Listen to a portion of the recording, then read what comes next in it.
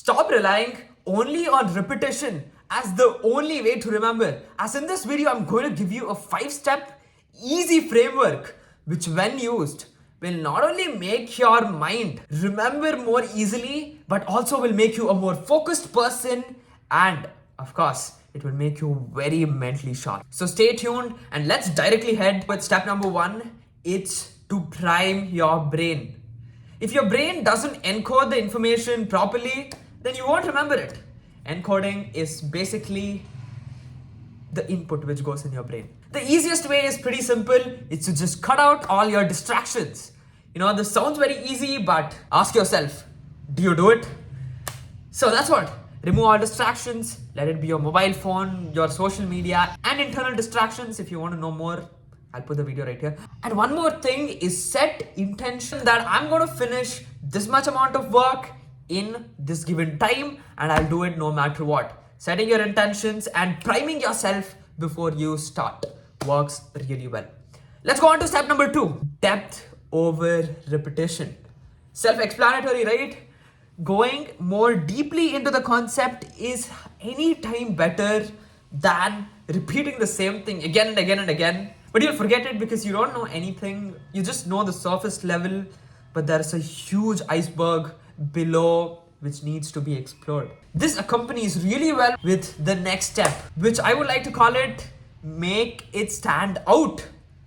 Step number 3. So if you're asking what does make it stand out, and I always love the examples of movies because you watch a movie once, but you remember it for a longer time. This is because movies contain emotions.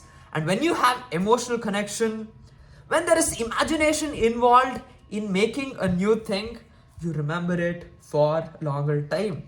So for example, next time, if you have to visualize, if you have something about the Himalayas, why don't you try this? Close your eyes and imagine that you're standing in front of the big Himalayan mountains. You stand there, you can feel the breeze and take it in. Soak it in for 10 to 15 seconds. Feel the breeze, feel the emotions. Because when you have emotion, action, that's how movies make you remember for a longer time. So when you're studying, try this for 10-15 seconds, integrating emotions and make it stand out. Our 4th step, which is called using the method of chunking. Chunking is basically saying instead of having a long list of data, chunk it into smaller digestible groups so that you remember it for a longer time. And my favorite method to use chunking is called mind map. And I have a short right here. I'm going to link it here. You can just watch. It's like 30 seconds. And that's going to explain how to do mind maps really effectively. And mind maps is a very nice way to use chunking. So making groups of things instead of one huge thing, making it into smaller groups so that we remember the groups more easier and more better. So let's come on to our last and final step, step number 5, which is as crucial as any other step, which is use the method of testing yourself. Always testing yourself works, of course, without seeing. So test yourself on the topic you have learned, and you can make it fun also. You can have your family members, you can bring your friends in to do a fun testing session. Always, step number 6, make it fun. So that's my 5-step framework. I'm going to display it right here. Take a note of it and do